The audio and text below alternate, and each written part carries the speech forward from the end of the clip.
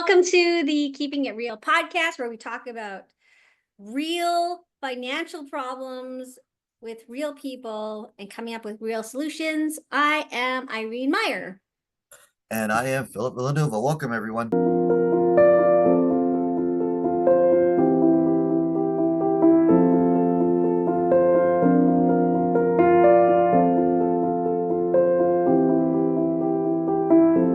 So Phil and I were just talking right before we started recording about our personal experience with money management and being a part of a couple.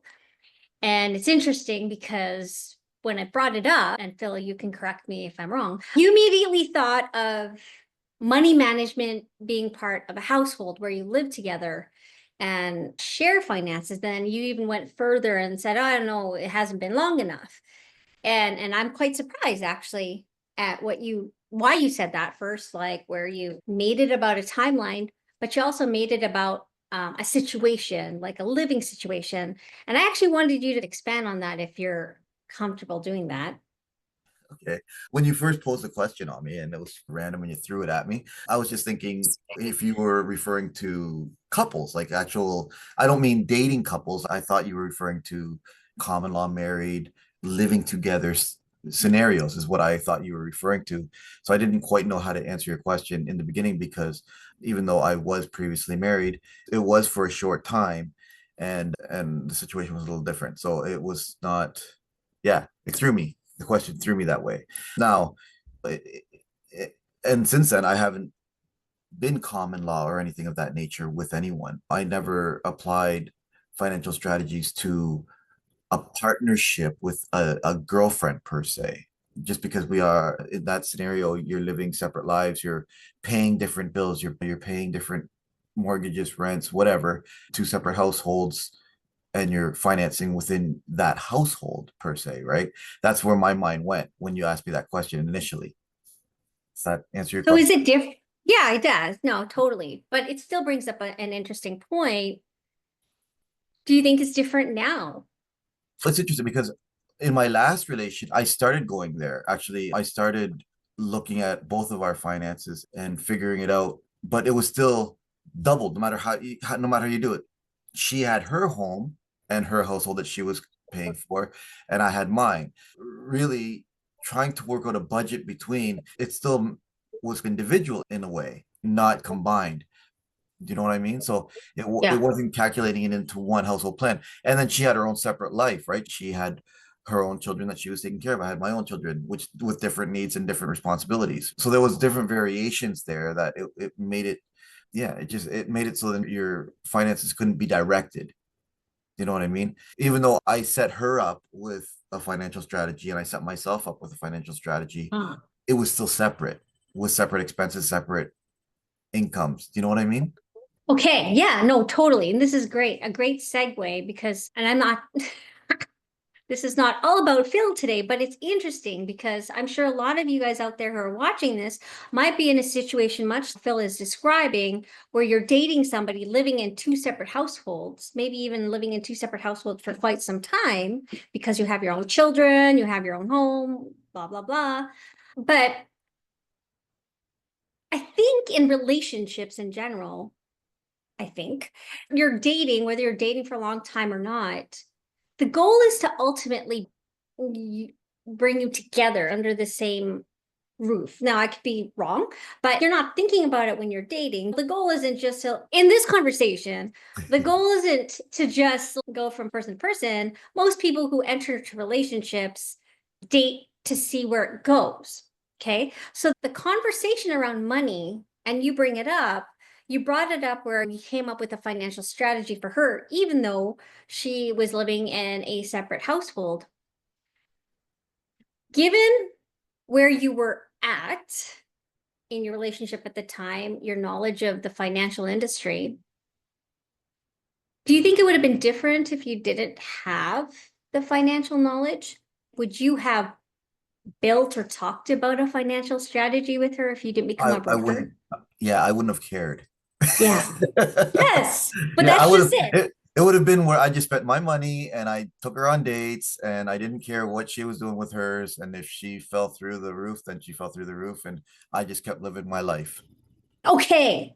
Okay. And if we're talking about dating in general, okay, do you think it's just as important to talk about money as it is to talk about wanting to have children and where you want to live eventually and your family? As a man, Okay, as a man, great, as let's a go. man, we tend to be put in that stigma where, so what do you do? How much do you make?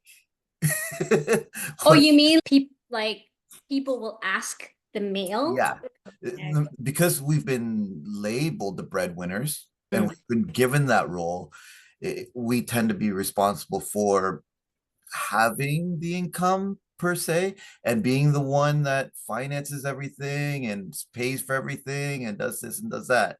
So that's why when I said I wouldn't care, is because that's just the mentality that I grew up with and that society has imposed on men where we're spending our money. It doesn't even matter what she's making. We're the ones spending our money.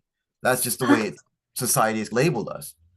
And as much as anyone wants to argue that, it's still the same way. If you go on a date and the guy is always the one who's being treated and the woman's always the one spending the money and on everything, it doesn't look right in society's eyes. And in that relationship, there's going to be an argument. Right? But Yes, if it was the other okay. way, if it was the other way around where the man's always spending everything, buying everything, doing this, doing that, that's just the norm. There's never going to be an argument down the road, right? Isn't that's a terrible double standard, I think. There's a lot of double standards when it comes to relationships, but we won't go there because this No. is not a couples Yeah, counseling session. that'll be a different podcast. No, you're right. And as soon as you said you go on dates and dates and the woman's paying for every date, I just cringed. I just felt, like I got angry. But Mhm. then you're right when you said if there was the other way around, like what society expects, where the man is paying for everything, I didn't feel angry. No, You know what I mean? But of course, it's a double standard, right? Like it's absolutely. just okay. So this is a great conversation, Phil. Again, it's not to put you under the microscope, but I'm sure you speak for a lot of men out there. Do you think that in a dating situations, because like you said, more recently it's been a dating situation versus common law or marriage because it's been a while. When does the subject of money come up? Like when now you know what now you're a lot wiser, relationship wise, money wise. When would you like to ideally start talking about maybe not start about money, but bring up Wow. the idea, the subject of finance? That's really going to be specific to the relationship that you've started, right? In today's world, the idea of money is on people's mind almost instantly. Reason why women now don't want to date a man unless they've got a job. Why is that? Right? What if a man is transitioning between jobs? What if he's been working for most of his life, made a very good income and just is taking a break and transit and wants to do that little bit of a break from the working world and is financially stable. And the question is, do you have a job? Well, no, I don't. Okay, I don't want to date you then. So you don't even get there. It's already on the mind. So when does that conversation start? Realistically, as soon as the woman brings it up, we're talking. But that's usually the case, right? Because the man's not the one who's going to bring it up. They usually don't. So are you telling me Think about all your relationships. When did the man ever instigate financial talks? If ever. yeah, no, I could say not that they initiated first. It was me, but see, I don't know if it's because I was always in the financial industry in these No, serious relationships. no. The man usually just makes money, spends the money, provides. It's in and out. The man is the in and out bank. That's just the way it is, and it's never brought up. They don't sit down. And it's funny because whenever I talk to couples or whatnot, and we're talking about financial situations, and they're coming to me because they want a budget or they want to do some financial planning, things of that nature. It's usually the woman who has all the numbers, right? The man usually has no idea where the statements are. The woman has it all filed away somewhere. You bring up an interesting subject there. because yeah, you're right. No, I'm just now imagining the clients that I have. And you're right. Most of the time, the women knows where all the paperwork is, knows the numbers. And then and actually, this is again, this just proves your point or doesn't prove your point. But I feel like when I'm talking to a couple and the man knows everything and the woman doesn't, and I know I shouldn't feel this way. And this is not at all a reflection of how I treat my clients, by the way. But I'm disappointed. I'm disappointed that the man has all the control.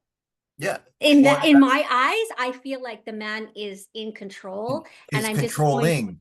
Not in control, Yeah, they're I didn't want to say controlling. that, but that's how I feel. And I know. I almost think the worst case scenario with that couple, if like the Yep. submissive is the woman and Yep. like shame on you.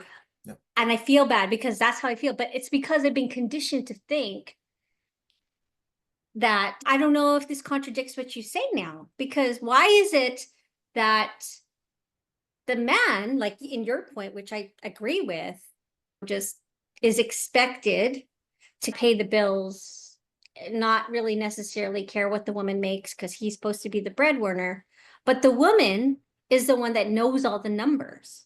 Why? Because it's almost the opposite of what you said. Really, in a given situation, why is that? You lost me. Why is that? Like if the man has this perception and the woman Mhm. that the man just pays for everything, he's a breadwinner, but it's the woman that actually has the intellectual property about what's going on with the numbers, really. Is it the intellectual property, or is it, again, and this is where people miscue the concept of control. Is it that the fact that the man is it's again, he's been conditioned to just spend the money, but who's trying to control the money? Who's So trying to then, control who's trying to control who spends on who and who spends on what and where that money is going? Again, both of them could be employed, but 9 times out of 10, the man is still the one spending the money. That's what we're conditioned to do. Even if it's weird, if you're going to a restaurant and you're seeing the woman pulling out her debit card to pay for the bill, people, it's just viewed differently. Even though they could be fully employed, she could be making more money than him. But that's still, weird. couples are slipping money under the table, so it looks like the man is paying. Whatever. You see that scenario happening. Like you see videos of people doing that where they're giving the man, even secretly, he's using her debit card just so then public view it looks like he's paying, right? In scenarios like that. That's being, videos are being made of that, and trying to make it look like, oh, what a good woman. But at the same time, though, why does that even have to make it that way? Why, if she's making more money, why can't she pay for it? That's realistically. But in regards to why is it the woman that knows all the numbers and this and that? Because the man's just the bank. We're just the ones that's spending the money. We're just, it's the in and out. We don't have to maintain a logic of it because it's going to her anyway. I mean, So then you're putting a lot of trust in her. oh, or it's just saving the fight. But that's what I mean. Okay, so let's get into this because why did you automatically say it was a fight? Because in again, maybe it's relationships I've had, I don't know, or maybe the relationships that every single person I've ever talked to in my entire life has had, where Yes. if the man is not disclosing their income, down the road at some point in their relationship, they're in a fight. If the man is not paying for the majority of everything, there's down the road, there's a fight. I was even told at one point by a, a partner, your money is our money, my money is my money. Those words were said to me. Were they serious though, or was that a joke? Oh no, that was in a serious conversation.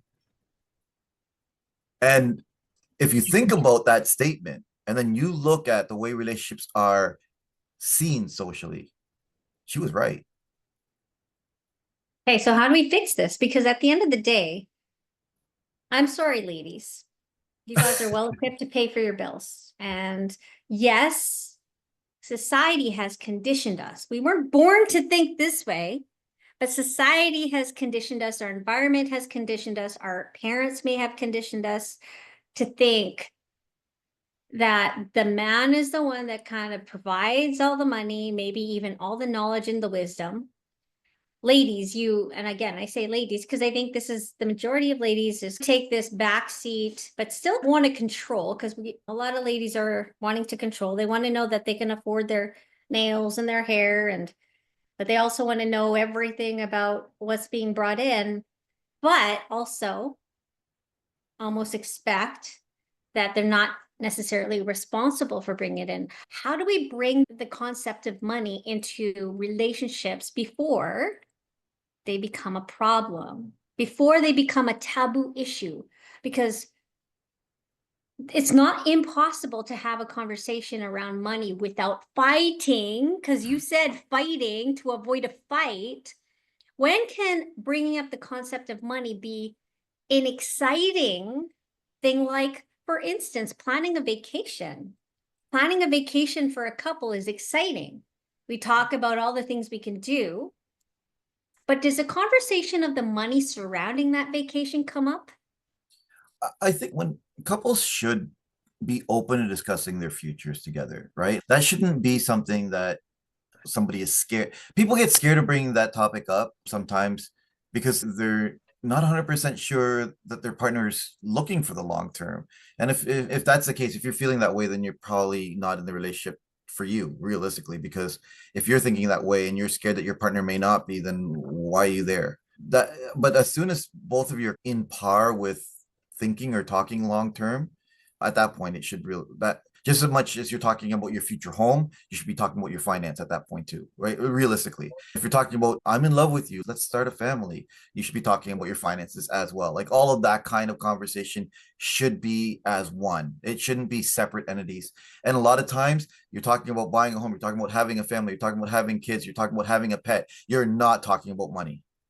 And you should be. No. And then you put all those things in place, and then you're starting to have financial problems, and now you start talking about money. Right. It's It's too kind of, late. yeah, it's way too late at that. Well, not way too late, but it's definitely too late. And then it becomes uncomfortable because now you've done what you've done and you're like, shoot, we didn't actually plan for this. We just wanted it and went for it and dealt with the ramifications after. And people don't realize how important having, and it's not about your partner having a job per se or having specific income. I'm going to marry a rich guy. No, it's got nothing to do with that. It's having a plan in place is what's important to be able to move forward together. Because if you think about it, a lot of relationship issues do stem from that financial comfort. She starts thinking, oh, this guy, he's not a provider, he's not doing this, he's not doing that. But that guy that just was talking to me having a coffee seemed like he looked pretty stable. Or that man is now, I can't provide the way I wanted to provide. I'm working, I'm busting my butt, I'm working 12 hours a day, and I still can't maintain the home. And now they're looking for comfort elsewhere. Their minds start to wander. They start looking at other avenues, and people look at instant gratification way too much. So what happens is they start looking for that thing that's making them feel good for the moment. Maybe it's a drink, maybe it's another partner, maybe it's whatever. They look for that instant gratification that's going to take them away from that world that's Right. causing that stress, when realistically that stress didn't even have to be there if they had that discussion when they were talking about getting serious. Yeah. Right. Yeah. We've both been in the situation where we've had long-term relationships. We've dated people long-term. I've been on short-term relationships as well. I don't know, but you feel if you've been on, when I say short-term, meaning you dated someone, it just didn't work out. But when does the conversation happen where it doesn't feel, again, if I were to bring, okay, so this is how I feel. If I were to bring up the prospect of money, I feel like he's going to think I'm a gold digger. But I'm also intelligent and like stable enough to know that I'm not a gold digger. And how do I not make him feel like I'm digging for gold, seeing, like you said, making the man feel like she's only in it because I'm successful, or she's not going to like me because I feel unsuccessful. Do you know what I mean? How can a woman, and then maybe you can ask me the same question, how can a woman bring up a conversation about financial future plans without?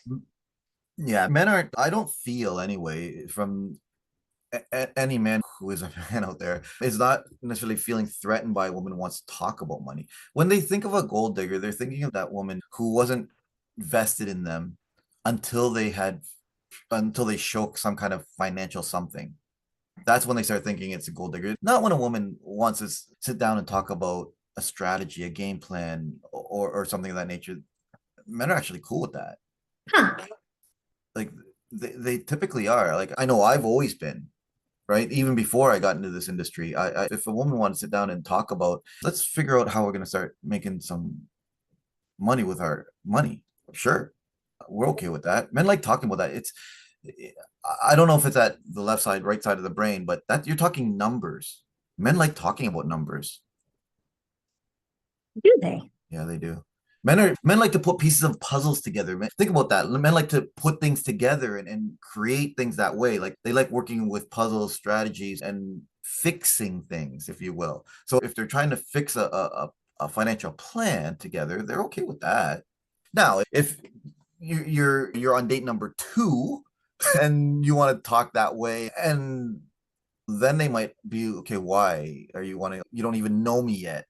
Okay, so there's a certain time in the dating Again, spectrum or yeah, timeline where wait. it feels safe for the man to feel like this is a legit question, It's that not same a. safety net where you're just as a couple, you're just starting to feel bonded. And if you're feeling bonded, then you're looking at the long-term picture. It's where the confessions start coming out. Okay, this is something I want you to know before we get serious, or things of that nature. If you're gonna get serious, you should know this about me, or they start thinking that way. Right. And you want to start showing them it's time to meet the parents, or it's whatever, right? You might want to start talking about those kind of things in and around that time. That Because makes you're thinking, sense. yeah, you're thinking long term, right? If you're thinking long term, then yeah, you got to know where you're both headed financially, physically, mentally, spiritually, right? Right. Yeah, It's the that totally makes sense. it's the four pillars. I've always believed in that. There's four pillars in that. So you have your financial health, you have your mental health, you have your physical health, and you have your spiritual health. Any one of those four pillars falls, there's going to be a problem. At Hmm. some point, there's going to be a problem, right? Yeah. And think about that. Anyone who's weak in any of those areas are struggling in their life. Anyone who's strong in all four of those areas are usually pretty good. And those are the ones we can't stand because they're always happy. They're secure enough to know that what they want and they'll hold out, right? Yeah, that person who's walking in the room and they seem like they're 10 feet tall. They're doing good with all four pillars. Yeah. Okay, so let's talk about this then now, because we both have good life experience, I think, both in relationship wise, finance wise. We've both been through things.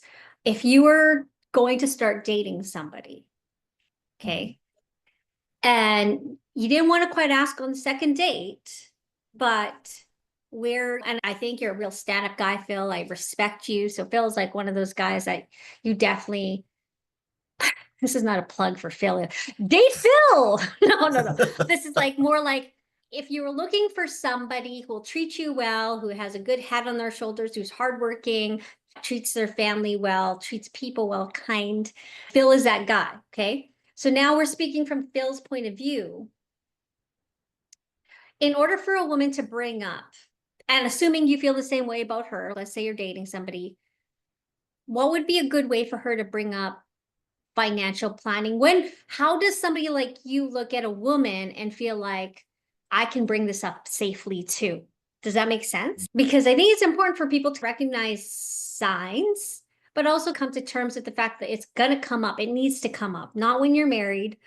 What before you get married, you should bring up the prospect of where you guys lie financial wisdom wise and how you Yeah, want to come together. that's a tough one because again, it's really individual. It depends on the person you've met, right? I honestly think that because there's going to be you there's that process of making one. You got to as soon as you start to feel, again, it's the same answer.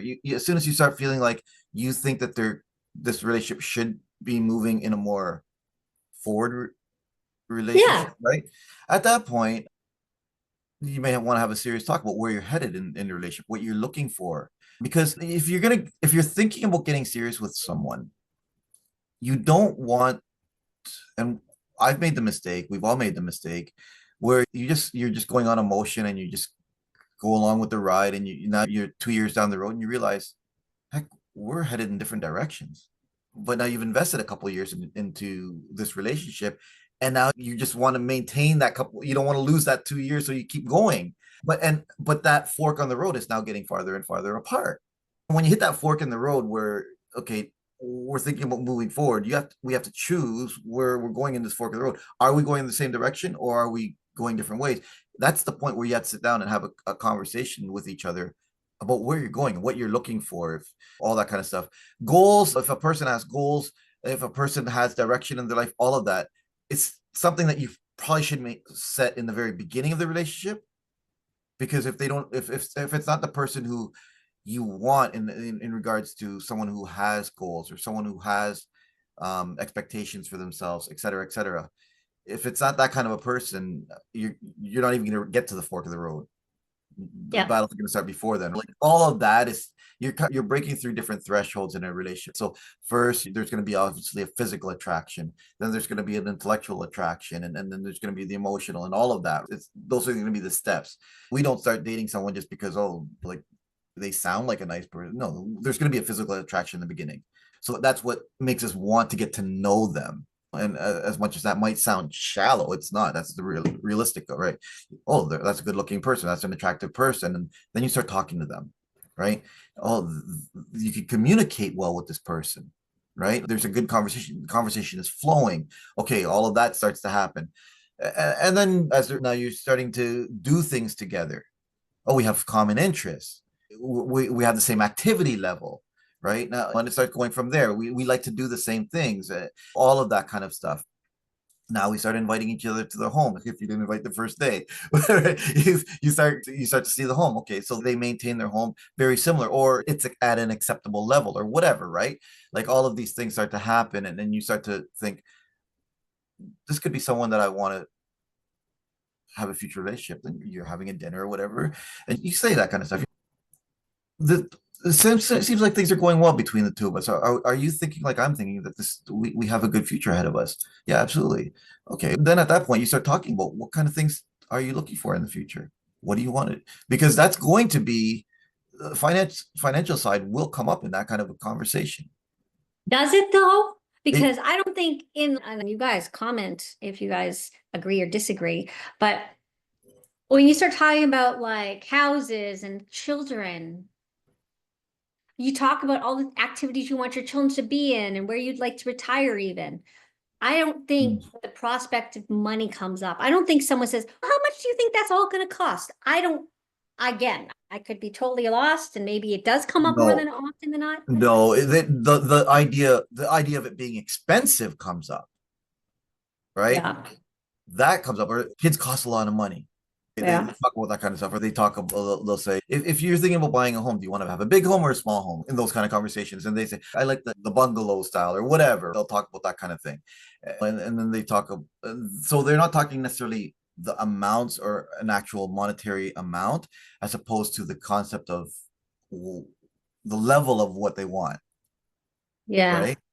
Now, that's where the problem is, right? Because realistically, at that point, everyone, I don't care what income level you're at, I don't care if you have nothing, everyone should have a financial advisor. Everyone, right? Not everyone gets that opportunity though, right? And that's different. There are different kinds of financial advisors out there. There's some that are basing their clientele on income levels, and there's financial advisors that don't have that stipulation. Everyone can have one. They just have to find one, right? So we're talking about couples. We can definitely talk. How about we leave that for the next Well, the reason why I'm conversation saying that is about because if everyone should everyone have a financial has, yeah, if everyone has one, and now you're at that point in a relationship where you're thinking about the long term. If you've got an advisor, right? then people realistically, and people don't realize this, right? They think, oh, we're having relationship problems. Let's go talk to a counselor, a family counselor, and all this kind of stuff. But no one ever Sometimes. thinks we're having relationship issues. Maybe we should talk to our financial advisor. No, because they don't even know that their issues are about money. I know, but yet they're fighting about money. Yeah, but they But don't they think realize that that it is. they're thinking they need a relationship problem counselor, Right. right? And this is the thing is when you're thinking about getting involved in a long-term relationship, that's where maybe have that conversation with your financial advisor. Say, okay, where am I at right now? How am I doing?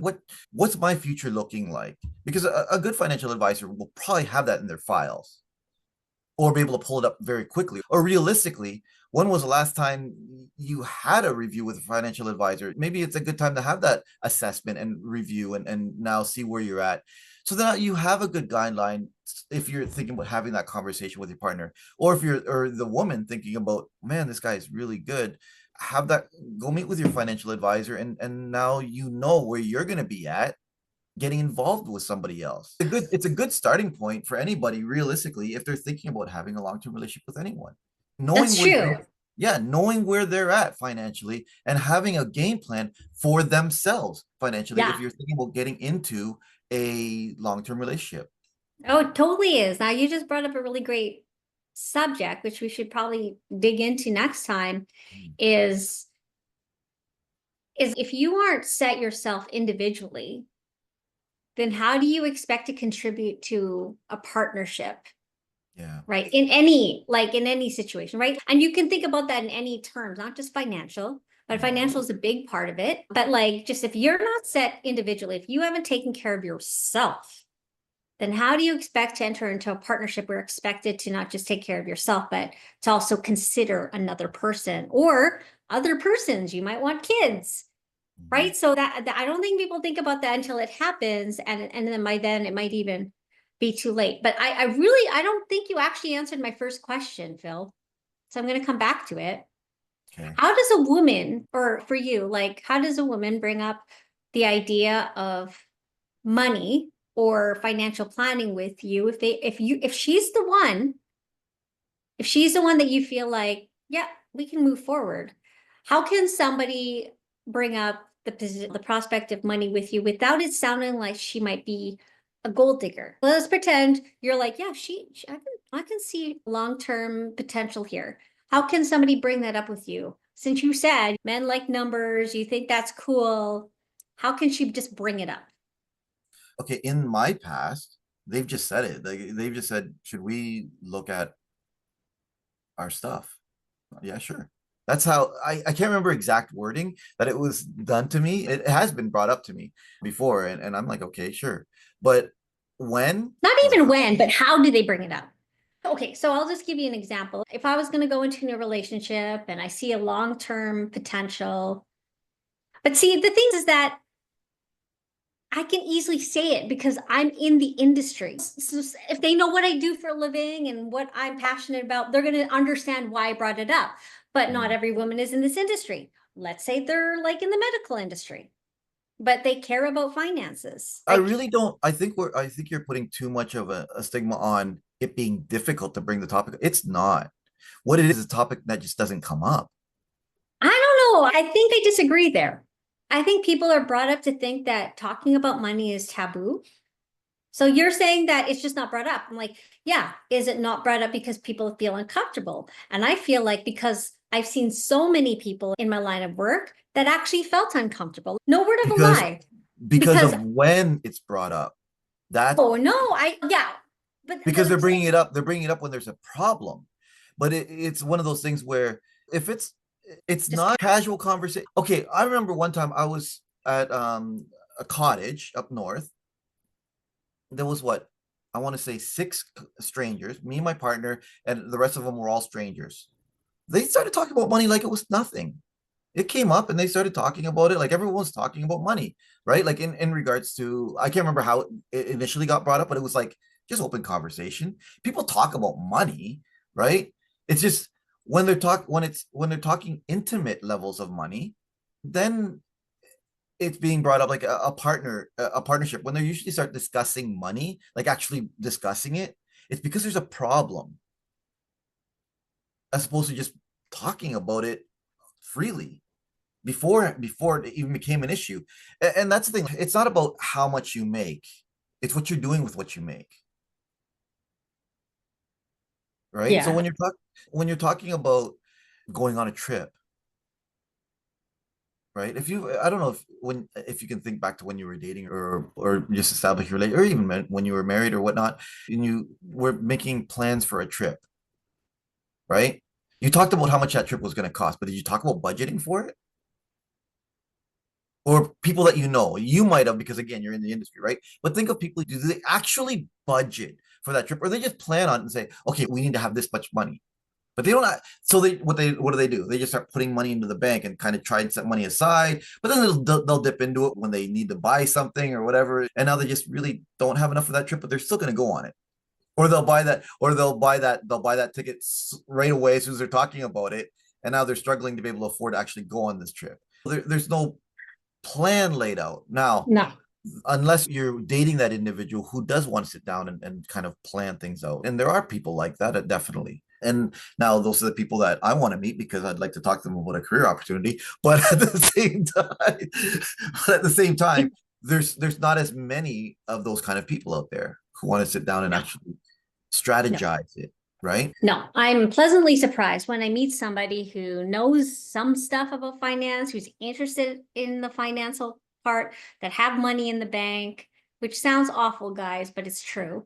I am pleasantly surprised when I meet them, and they're the ones that are just so interested, even in finding out more as well. Not because they're money hungry, and again, like I had to say that because I think, like I said, the stigma is you talk about money, then you're money hungry and you might be a gold digger, or that's all you care about. But it doesn't have to be that way. They just want to know that they're secure, that they're okay, that their family's okay. It's interesting you bring that up. I feel like this conversation, just like every conversation we have, can go on and on because we have so much to share and so many experiences to share. Guys, if you feel like there's value in what we had to say, continue to watch our podcast, subscribe, comment on our channel here. But this conversation needs to continue. I think this is a great time to end this because, like I said, this could go on, and I feel like this conversation could go on. What do you think, Phil? Absolutely. Yeah. Okay, perfect. Yeah, I'm Irene. We'll see you on the next episode. Have a great day, everybody. Awesome. Have a good day. Bye-bye.